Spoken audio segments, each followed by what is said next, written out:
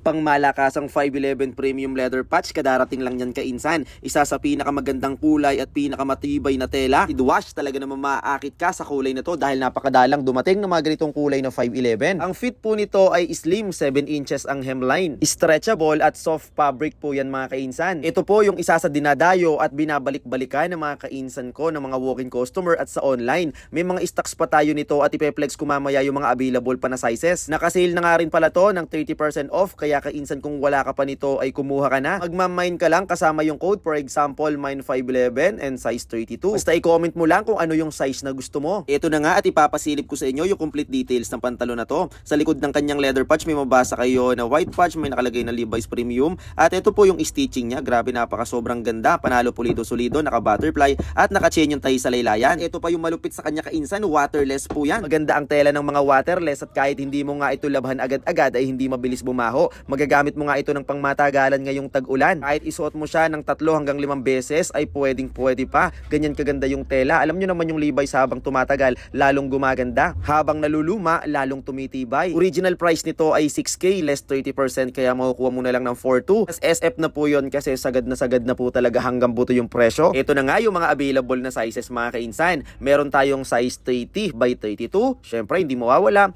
ang 32 by 32. Wala lang tayong 31 kainsan kasi nga sold out na. At meron din tayong size 34. Wala ding 33, sold out na rin. Lahat po yan ay length 32. Buti na nga lang ay may nakuha pa ako na size 36. At meron din po kaming size 38 kaso nga lang ay ilang piraso na lang. So yun mga kainsan, alam nyo na yung gagawin nyo. Magko-comment ka lang ng mine 511 at size na gusto nyo. First to mine basis po tayo. Mine plus code payment first, no COD. Po yung mode of payment namin para hindi kayo madali ng mga fake account or ng mga scanner na yan. Tawagan nyo muna yung number na ibinigay sa inyo or makipag-video call po kayo para ma-secure yung payment nyo. Pero kainsan, basta yung legit namin na account na may blue badge check ang nag-reply, matik po yan ay legit po at hindi po kayo madadali dyan. Secured po yung payment nyo dito kainsan. Ayan na po yung details sa screen. Thank you for watching mga kainsan. Don't forget to like, follow, and share. Ingat po palagi. God bless. Bye-bye.